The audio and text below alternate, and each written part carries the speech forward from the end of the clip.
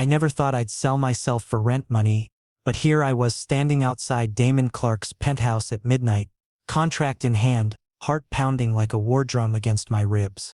The building itself was intimidating. Glass and steel stretching into the night sky. The kind of place where security guards wore tailored suits and looked at people like me worn jeans. Faded jacket, canvas bags slung over my shoulder like we were dirt on their polished marble floors. But I had an appointment. A strange, desperate appointment that promised to solve all my financial problems in one signature. "You're late," came the voice the second the door opened. No greeting, no smile, just that cold, sharp tone that made my spine tingle and my stomach drop. Damon Clark didn't do warmth. He did control. And right now, he was buying mine. "I'm sorry, the subway," I started, voice shaking slightly. "Save it." He stepped aside, letting me into a space that smelled like expensive leather and cologne that probably cost more than my monthly rent. Everything here screamed power and money. The marble floors gleamed under recessed lighting. Floor-to-ceiling windows showcased the glittering city below. And the man himself stood there in a black suit even at this ungodly hour, like he never stopped working, never stopped commanding every room he entered. "Did you read the term?" I nodded, my throat suddenly dry. 3 months. Pretend to be his partner at family events. Act affectionate in public. Move into his guest room. Keep up the charade convincingly enough to fool his family, especially his mother, who apparently had been pressuring him about settling down. In return, $50,000. Enough to save my dying art studio, pay off my debts, and maybe, just maybe, keep me from drowning in the financial quicksand that had been pulling me under for months. Then sign. My hand hovered over the paper. This wasn't just a job. This was lying to everyone, including his family. This was moving into a stranger's home. This was pretending to feel something I didn't. To be someone I wasn't. But when I looked at that number again, $50,000, my hand moved on its own, pen scratching across the dotted line. "Good."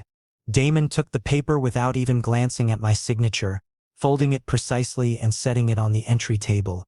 "You start tomorrow. My mother is hosting a dinner. You'll meet my son then." The words hit me like a physical blow. "Wait, you have a son?" For the first time since I'd arrived, something flickered in his eyes. Pain? Regret? Guilt? It vanished before I could properly identify it, his expression smoothing back into that controlled mask. "Ben. He's 6 years old. He's recovering from an accident. You don't need to interact with him much.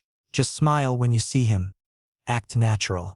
My mother will find it more believable if she thinks you care about him too. Care. Like it was a performance.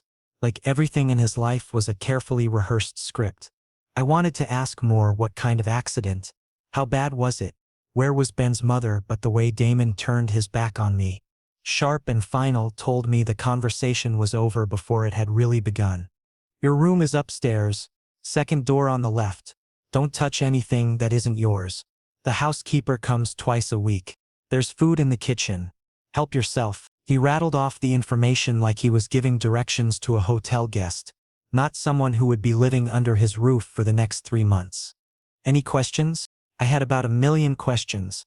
But looking at his rigid posture, the tension in his shoulders, the way his jaw was set like he was already regretting this arrangement, I just shook my head. "No, I'm good." "Then we're done here." He walked toward what I assumed was his office without another word, leaving me standing in the vast entrance hall, clutching my bag and feeling the weight of what I'd just agreed to.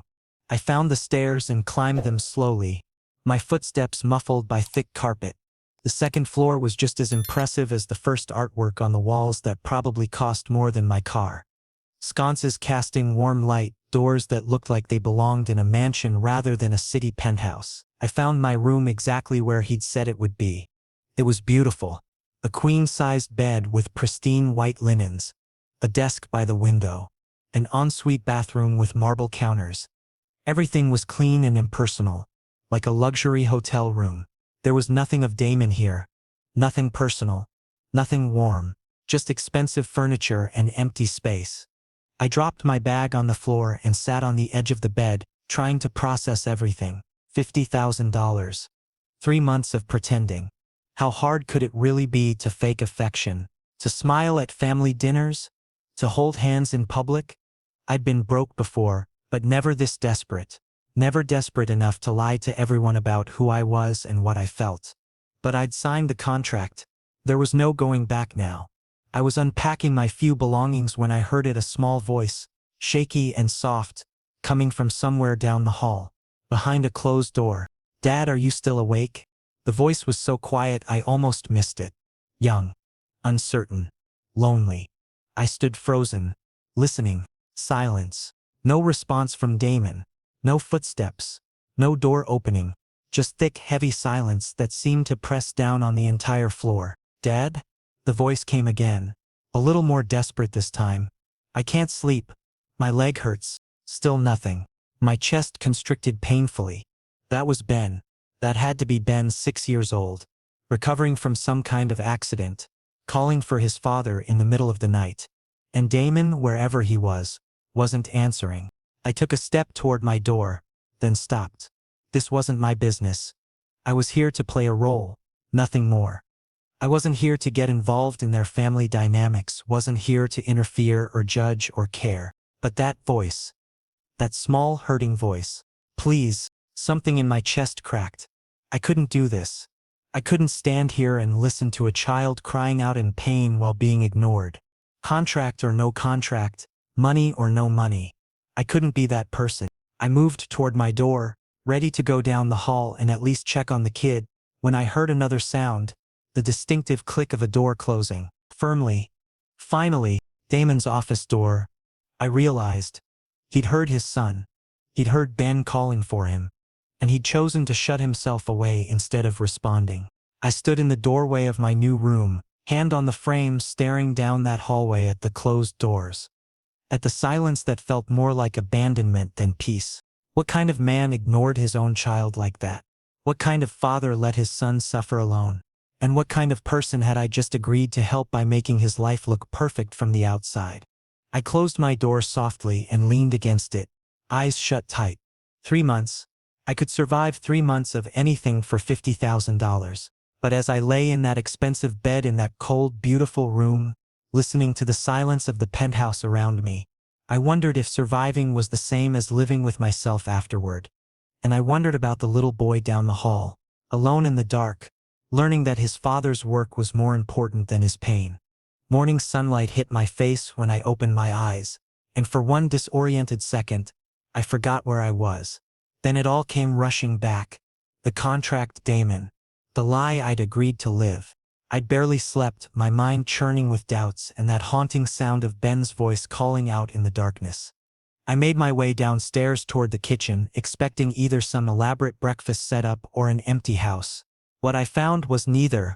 There was a wheelchair positioned near the large windows overlooking the city, and in it sat a small boy with his legs wrapped in a soft blanket, his large brown eyes fixed directly on me with an intensity that made me stop in my tracks. Ben. He was tiny for 6, with Damon's dark hair but none of his hardness. There was something fragile about him, something that went beyond the wheelchair and the obvious physical limitations. It was in the way he held himself, cautious and guarded, like he'd learned not to expect much from the world. "Who are you?" he asked, his voice barely above a whisper. I crouched down to his eye level, trying to seem approachable and non-threatening. "I'm Charlie. I'm a friend of your dad's." "Dad doesn't have friends." The statement was so direct, so matter-of-fact, and so heartbreaking, that I didn't know how to respond. This kid had already figured out something fundamental about his father that most adults probably missed. Damon Clark existed in isolation, surrounded by wealth and success, but utterly alone. Before I could think of something to say, Damon himself entered the kitchen, coffee mug in hand, his face even more closed off than it had been last night.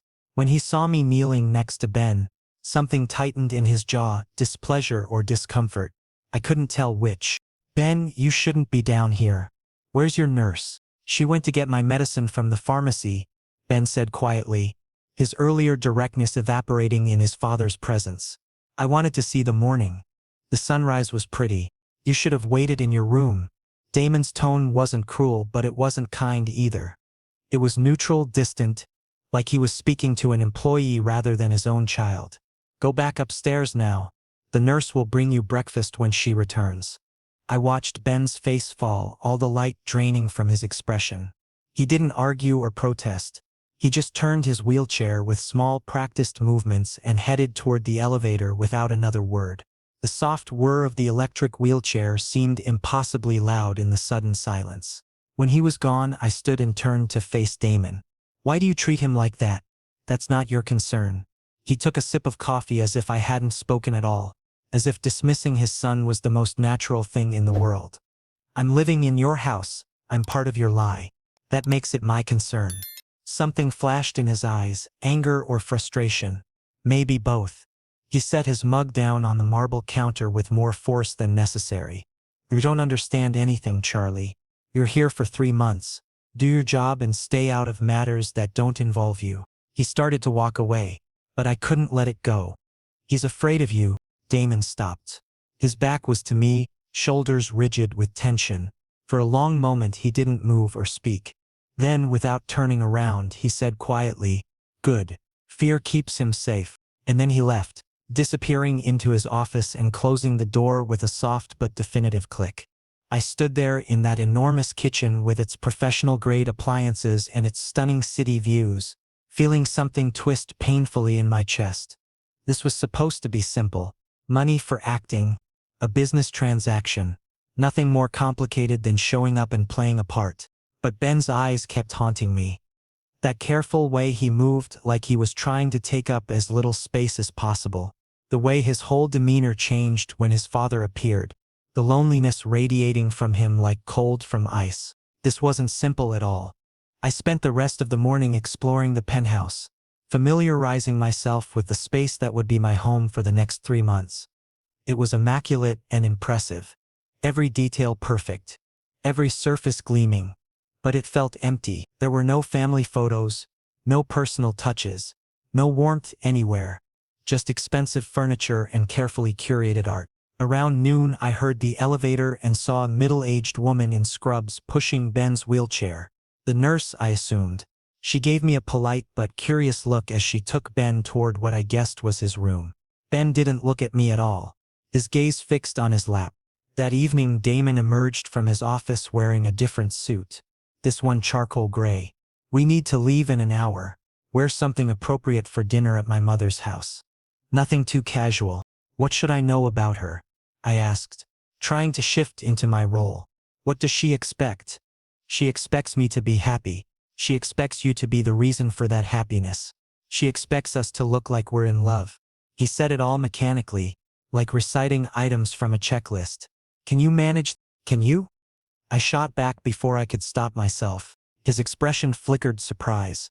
"Maybe respect. I'm paying you to make this convincing. That includes compensating for any deficiencies in my performance." It was a joke. Sort of. The first hint of anything approaching humor I'd seen from him. I almost smiled. "I'll do my best," I said. "But you should know, I'm not an actor. I'm an artist. There's a difference." "What difference?" "Actors pretend. Artists reveal truth." I held his gaze. "I can make your mother believe we're together. But I won't lie about who you are to your son." The air between us went taut, charged with tension. Damon's eyes narrowed slightly. "That's not part of our arrangement." "Then maybe it should be." We stared at each other, and I realized this was a test. Not of my ability to play a role, but of my willingness to push back, to stand my ground. Damon Clark surrounded himself with people who said yes, who followed orders, who didn't challenge him. I wasn't going to be one of them. Finally he broke the stare, glancing at his watch. "Get ready. We leave in 45 minutes. As he walked away, I let out a breath I didn't realize I'd been holding. This arrangement was already more complicated than I'd imagined. I thought it would be about fooling strangers, about performing affection for an audience. But standing in that cold, beautiful penthouse, I realized the real challenge wasn't going to be convincing Damon's mother that we were in love. It was going to be keeping myself from caring about the broken family I'd just stepped into. And from the way my heart had cracked when Ben called out in the darkness last night, I was already failing at that. Victoria Clark's house was exactly what I expected, a museum of wealth and taste. Every piece of furniture looked like an antique, every painting like it belonged in a gallery, every surface polished to perfection. The place was beautiful and absolutely devoid of warmth, just like her son's penthouse. She greeted us at the door herself, elegant in a cream-colored dress, her silver hair styled perfectly. When her eyes landed on me, they were sharp and assessing, taking in every detail from my borrowed dress shirt to my nervous expression. "So you're Charlie." She took my hand in both of hers, her grip surprisingly strong. "Damon told me about you. I was beginning to think he'd made you up entirely." "Mom, please don't interrogate him before we even get through the door," Damon said, but there was something in his voice, not quite warmth, but not his usual coldness either, something closer to resignation mixed with faint affection. "I'm not interrogating, I'm welcoming." Victoria smiled at me, then glanced at her son with an expression I couldn't quite read. "It's good to finally see you with someone. You've been alone too long." The way she said it made my chest tighten. There was genuine concern there, genuine love. She cared about Damon's isolation, even if she didn't fully understand it. I wondered what she knew about Ben, about the distance between father and son, about the accident that had changed everything. We moved into the dining room where an elaborate table was set for three. I noticed there was no place setting for Ben, and something about that absence felt heavy and wrong. Dinner was an exercise in careful performance. Victoria asked questions. How did we meet? What was our first date like? What did I do for work? Where did I see our relationship going? I improvised answers, weaving a story about chance meetings at a coffee shop, about bonding over art and architecture, about taking things slowly but feeling genuinely connected. Damon played his part too, and I had to admit he was better at this than I expected. His hand found mine on the table, fingers threading through mine with casual intimacy. He looked at me when I spoke, his eyes soft in a way I hadn't seen before, like he actually cared about my words. When Victoria made a joke, he smiled, not fully but enough to seem human rather than robotic. It was all fake. Every touch, every look, every moment of manufactured affection. But it was also surprisingly easy to fall into, like slipping into a warm bath. Dangerous, I realized. Dangerously comfortable. "I'm glad you're here, Charlie," Victoria said as dessert was being served. "Damon needs someone who can break through those walls he builds. Someone who reminds him there's more to life than board meetings and quarterly reports." "Mother, I'm serious." She turned to her son, her expression gentler now. "You've locked yourself away since the accident. I understand grief, darling, but you can't let it consume you forever. You still have Ben. You still have a life to live." Damon's hand tightened around mine. Not affectionately but reflexively, like he needed something to anchor himself. "I'm managing fine. Are you? When's the last time you took Ben somewhere? When's the last time you read him a bedtime story or just sat with him?" Victoria's voice held an edge now, years of watching her son retreat into himself finally bubbling to the surface. "He's 6 years old, Damon. He needs his father, not a distant stranger who pays for his care." The silence that followed was suffocating. Damon's face had gone completely blank, that mask of control firmly in place, but I could feel the tension radiating from him, could sense the pain beneath that carefully maintained surface. "We should go," he said quietly. "It's late." Victoria looked like she wanted to say more, but she just nodded. "Of course. Thank you for coming, and Charlie." She turned to me. "Don't let him push you away. He's very good at it, but he needs people who refuse to leave." The car ride home was silent. Damon stared out the window, jaw tight, hands clenched in his lap. I didn't try to make conversation. Some silences needed to be respected. When we got back to the penthouse, he went straight to take off his jacket, movements sharp and controlled. "You performed well tonight." My mother believed it. "Your performance was convincing too," I said carefully, trying to gauge his mood. "Good. That's what you're here for." He loosened his tie with jerky movements. The touches, the looks, all of it was believable. "We make a good team." The word team felt wrong somehow, too clinical for what we'd just done. But before I could respond, I heard it again, that sound that had haunted me since last night. Crying. Soft and broken, coming from Ben's room. I froze. Damon heard it too. I could tell by the way his entire body went rigid. But he didn't move toward the sound. Instead, he turned toward his office. "Damon. Good night, Charlie." He walked away, And a moment later I heard his office door close with that same definitive click. I stood in the hallway, torn. This wasn't my responsibility. This wasn't part of our arrangement. But that crying continued, quiet and desperate, and I couldn't just ignore it. I couldn't stand here and pretend I didn't hear a child in pain. I walked to Ben's room and knocked softly before opening the door a crack. "Ben?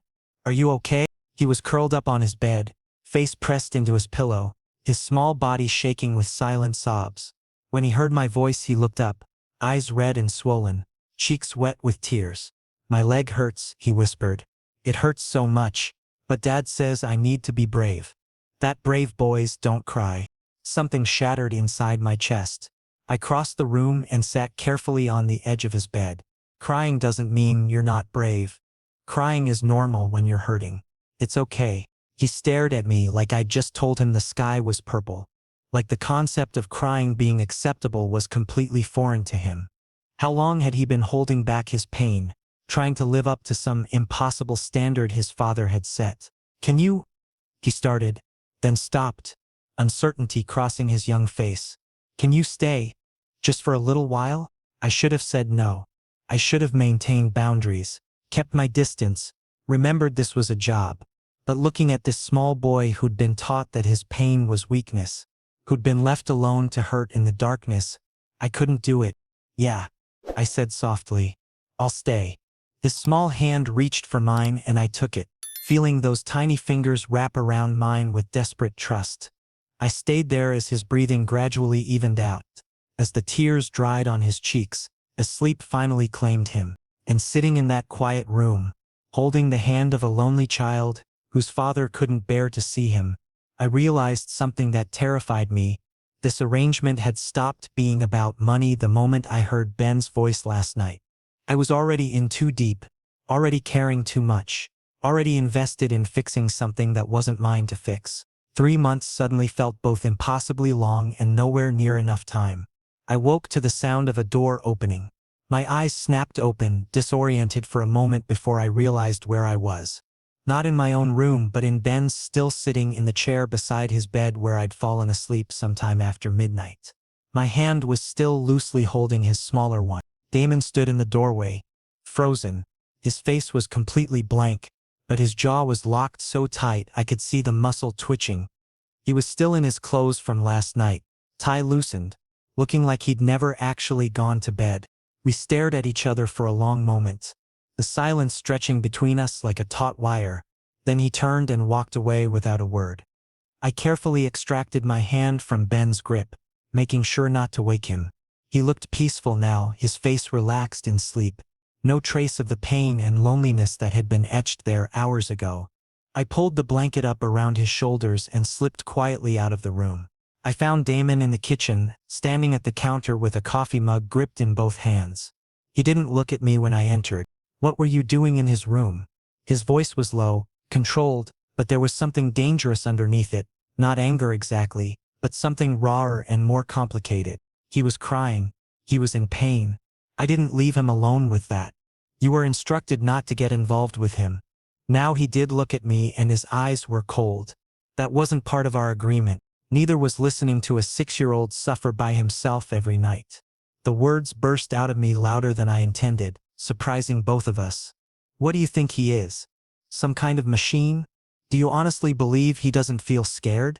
That he doesn't feel abandoned?" Damon's expression turned to stone. "You don't understand the situation." "Then make me understand." I took a step toward him, my frustration boiling over. "Why are you so determined to keep distance from your own son?" "He's a child. Damon, your child. He needs you." The silence that followed was so heavy I could feel it pressing down on my chest. Damon set his coffee mug down with exaggerated care, his knuckles white where they gripped the counter edge. Then he spoke and his voice cracked on the first word. "The accident was my fault. I stopped moving, stopped breathing almost." He still wasn't looking at me. His gaze was fixed on something far away, somewhere I couldn't see. I was driving, running late for a meeting that seemed so important at the time. Ben was in the back seat, trying to tell me about something that happened at school. Some project he was excited about, but I wasn't listening. I was on my phone, handling some crisis at work, and I told him to be quiet. His hands were shaking now, just slightly. Then the truck ran the red light. It happened so fast. Metal crunching, glass shattering, the car spinning. When everything stopped, I was fine. Not a scratch. But Ben, his voice dropped to barely a whisper. The impact compressed his spine. The doctor said he might walk again someday. Might. Maybe. They don't know. All my anger drained away, replaced by a crushing weight of understanding. Damn, I can't look at him without seeing what I did. The words came out ragged, torn from somewhere deep inside him.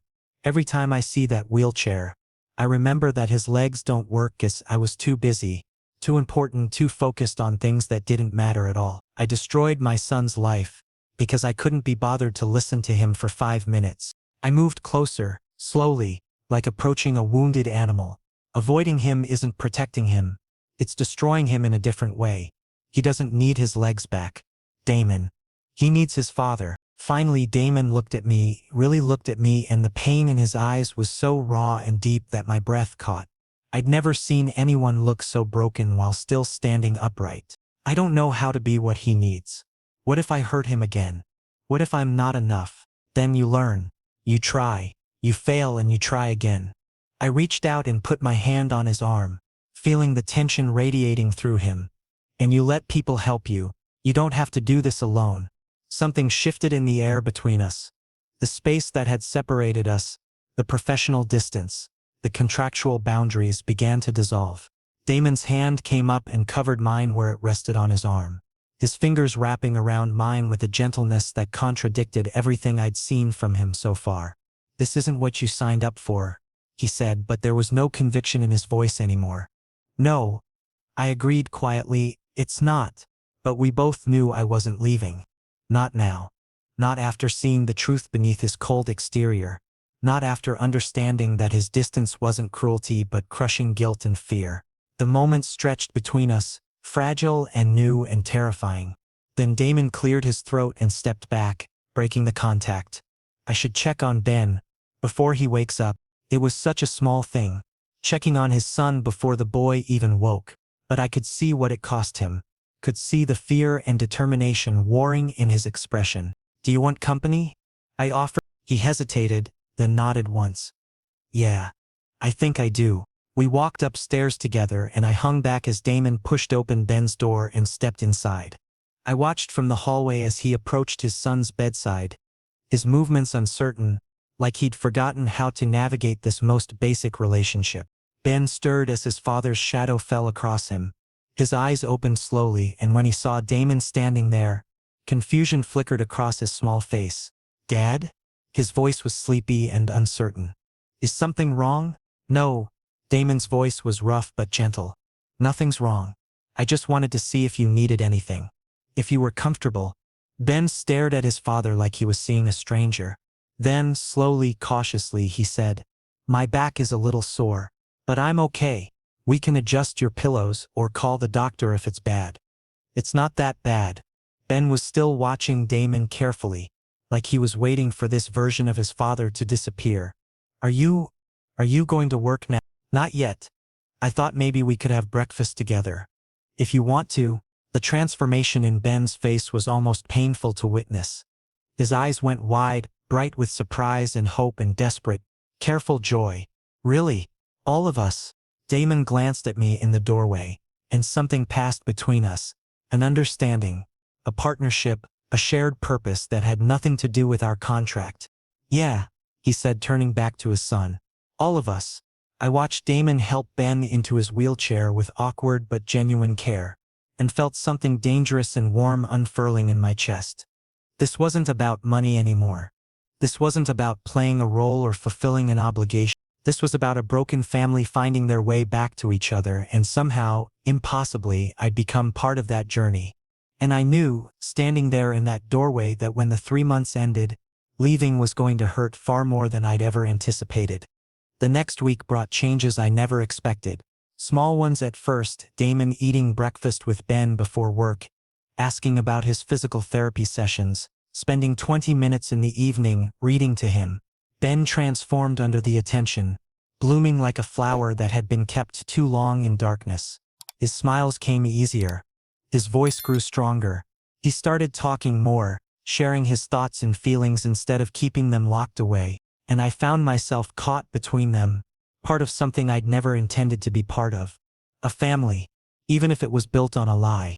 That Saturday morning, I came downstairs to find Damon and Ben already at the kitchen table. Ben animatedly describing something about dinosaurs, while Damon listened with what looked like genuine interest. When Ben saw me, his whole face lit up. "Charlie, did you know that some dinosaurs had feathers? Like birds?" "Dad and I were just talking about it." Damon looked up at me, and for the first time since I'd met him, I saw something soft in his expression. Not quite a smile, but close. "Join us. We saved you some pancakes." I sat down and we ate breakfast together, like we were an actual family. The conversation flowed easily, comfortably. Ben chattered about his books and his nurse's stories and the bird he'd seen from his window. Damon responded with patience. Even laughed once, a real laugh that made something flutter in my chest. This wasn't fake. Whatever we were building here, it felt real. Dangerously real. That evening, Damon emerged from his office in a tuxedo. "We have an event tonight. The annual charity gala. High profile. Lots of cameras and my mother's entire social circle. Are you prepared for that?" I looked at the suit he'd had delivered for me earlier. Expensive, perfectly tailored. Define prepared. Physical affection in public. Hand-holding, standing close, looking at me like I'm not actively annoying you. There was the faintest hint of humor in his voice. "The works. I'll manage. Will your mother be there?" "She's co-hosting, which means maximum scrutiny." He adjusted his cufflinks with practiced ease. There's usually a spotlight moment where they highlight the couples in attendance. Some kind of romantic gesture for the cameras. We should be ready for that. My stomach did a nervous flip. What kind of gesture? Last year they did a dance. Year before was a coordinated announcement. We won't know until we're there. He looked at me directly. Whatever it is, we'll handle it. We've done well so far. The gala was held in a historic hotel ballroom. All crystal chandeliers and gilded mirrors. The moment we walked in, I felt the weight of dozens of eyes turning toward us. Damon's hand found the small of my back, warm and steady, guiding me through the crowd. He introduced me to people whose names I immediately forgot, investors, board members, society matrons, who looked at me with curiosity and calculation. Each time he said the same thing with subtle variations. "This is Charlie, my partner," and each time something in my chest responded to those words even though I knew they were part of our performance. Victoria found us near the champagne fountain, elegant in navy silk. "You both look wonderful. Damon, you seem different, lighter somehow." "I'm the same as always," Damon said, but his hand stayed on my back, his thumb tracing small circles through my jacket. "No, you're not. And I'm glad." Victoria smiled at me with what looked like genuine warmth. "Whatever you're doing, Charlie, keep doing it. I haven't seen my son look this human in years." Before I could respond, the lights dimmed and someone tapped a microphone on the stage. Victoria gave us a knowing look before gliding away to co-host duties. The speeches were long and full of statistics about charitable contributions. I barely heard them. I was too aware of Damon standing beside me, his presence solid and warm. At some point his hand had moved from my back to my waist, holding me closer than necessary for mere appearances. Then Victoria's voice rang out from the stage. "And now for a favorite tradition. Let's celebrate the love in this room. Our newest couples, please join us on stage." Damon went rigid beside me. Several couples began making their way toward the stage, and I realized with creeping horror that we were expected to follow. "We have to go," Damon murmured in my ear. "I know." We walked onto the stage under bright lights and curious stares. The music shifted to something slow and romantic. My heart was hammering so hard I was sure everyone could hear it. Victoria beamed at the assembled couples. "Now I know this might seem old-fashioned, but humor an old woman. Let's see which of our lovely couples is willing to share a kiss for our audience." The crowd cheered. Other couples laughed and obliged, pecking lips quickly before stepping back. But Damon and I stood frozen, the spotlight finding us, holding us in its unforgiving glare. "Kiss, kiss, kiss." The chants started somewhere in the crowd and spread like wildfire. Damon turned to face me fully, and I saw panic in his eyes. Controlled and carefully masked. But there. We have to, he whispered. So quietly only I could hear. They're all. I know. His hand came up to cup my cheek. Thumb brushing along my jawline with a gentleness that made my knees weak. His eyes searched mine, asking a question I didn't know how to answer. Then they dropped to my lips. This is just for show, he said. But his voice was rough. Uncertain. Right, just for show. But when his lips touched mine, the world fell away. It started soft, tentative, like a question neither of us was sure we should ask. Then, something shifted.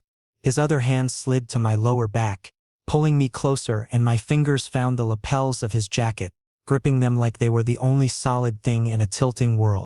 The kiss deepened, became something more than performance. I could feel his heartbeat through his chest where we pressed together. Could taste champagne and something uniquely him. Could feel the slight tremor in his hands that said this was affecting him as much as it was affecting me. Cameras flashed. People applauded. The music swelled. But I heard none of it. There was only this, his mouth on mine, his body against mine. The way he kissed me like he was drowning and I was air. When we finally pulled apart, both breathing hard, his eyes met mine. They were dark, confused, and blazing with something I was afraid to name. Because that kiss hadn't been fake. Every person in that ballroom might believe we were acting, but we both knew the truth. Whatever was happening between us had stopped being pretend somewhere along the way. And now we were standing on stage, under lights and scrutiny, with that truth burning between us and nowhere to hide from it. Damon's hand was still on my face. Mine were still clutching his jacket. We stood there for one more suspended moment before reality crashed back in and we remembered where we were. We stepped apart, smiled for the cameras, walked off the stage, but everything had changed and we both knew there was no going back. 3 months passed faster than I'd imagined possible. 90 days of living in Damon's penthouse, of breakfast with Ben, of slowly watching a father and son rebuild their relationship. 90 days of increasingly blurred lines between performance and reality, between what I was paid to feel and what I actually felt. And now it was ending. Damon called me into his office on a Tuesday morning. When I entered, he was standing by the window, backlit by morning sun, and there was a check on his desk between us. $50,000. Made out to me. Exactly as promised. I stared at it like it was a coiled snake. That's everything. Damon's voice was carefully neutral, his back still to me. Our agreement is complete. You're free to leave whenever you'd like. Today, if you prefer. Free to leave? Like I was a prisoner being released. Like the past 3 months had been nothing more than a transaction fulfilled. What about Ben? The question came out rougher than I intended. He'll adjust. Still that flat, emotionless tone. Still refusing to look at me. Adjust? I couldn't keep the edge out of my voice. Damon, can't you see what's happened? He's attached to you now. Really attached. He laughs now. He talks about his feelings. He asks when you're coming home from work. And he trusts me. You can't just. You've gotten too involved. Damon finally turned and his face was that old mask again. Cold, controlled, impenetrable. This was supposed to be an arrangement. A business transaction. You were here for the money, remember? Every word landed like a physical blow. Yes, I came here for the money, but that's not why I'm still. My throat closed up, choking off the words I wasn't sure I should say. Not why you're still what? His eyes were hard, challenging. I don't know why I'm still here, I said quietly. The 3 months ended yesterday. You could have asked me to leave then, but you waited until this morning. Why? Damon's jaw tightened. Because I needed to make sure the check cleared. Basic business practice. That's not true. I took a step toward him. You're scared. You're using our contract as an excuse to push me away before this gets any more real. This isn't real. His voice rose, cracking through his control. None of this was real, Charlie. It was an act. You were paid to pretend to care about my family. I wasn't pretending when I held your son while he cried. I wasn't pretending when I sat with you in the kitchen at 3 in the morning because you couldn't sleep. I wasn't pretending. Stop. He held up a hand, his whole body tense. Just stop. Take the money and go. That's what this was always supposed to be. I looked at the check again. $50,000. Enough to save my studio. Enough to rebuild my life. Enough to walk away clean. But it wasn't enough. Not anymore. What happens to Ben when I leave? Have you thought about that? He's been asking me to teach him to paint. He wants to show me his new therapy progress. Yesterday he told me he loves me. My voice broke on the last word. He's 6 years old and he thinks I'm staying. What do I tell him? Damon's expression cracked. Just for a moment. Tell him the truth. That you were never meant to be permanent. And what about you? I moved closer, close enough to see the exhaustion in his eyes, the lines of stress around his mouth. What happens to you when I walk out that door? I'll be fine. I was fine before you came. No, you weren't. You were destroying yourself and your relationship with your son, because you couldn't forgive yourself for one mistake. I reached out and gripped his arm, forcing him to stay present, to stop retreating behind his walls. I've watched you change these past 3 months. I've watched you become the father Ben needs. Don't throw that away because you're afraid. Afraid of what? He jerked away from my touch. Afraid that I'll hurt him again? Afraid that I'll hurt you? I'm not afraid, Charlie. I'm realistic. People like me don't get happy endings. We get consequences. The defeat in his voice, the absolute certainty that he didn't deserve love or forgiveness or second chances. It broke something in me. Then maybe I want those consequences with you. I said, maybe I want to stay and see where this goes. Not because you're paying me, not because we have a contract, because I choose to. Damon stared at me, and for the first time since I'd entered his office, he looked genuinely lost. Why would you choose this? Choose me? Because in 3 months you've become someone I can't imagine walking away from. Because Ben deserves to have both of us in his life. Because that kiss at the gala wasn't acting and we both know it. I took a breath, because I think you feel something too, even if you're too stubborn and scared to admit it. Silence stretched between us, heavy and fraught. Damon's hands were clenched into fists at his sides. His breathing was uneven. I could see the war happening behind his eyes, between what he wanted and what he thought he deserved. Between hope and fear. I can't give you what you deserve, he finally said, his voice barely above a whisper. I don't know how to love people without breaking them. I already broke my son. I'll break you too. Maybe. I stepped closer until we were inches apart. Maybe you will. Maybe we'll break each other.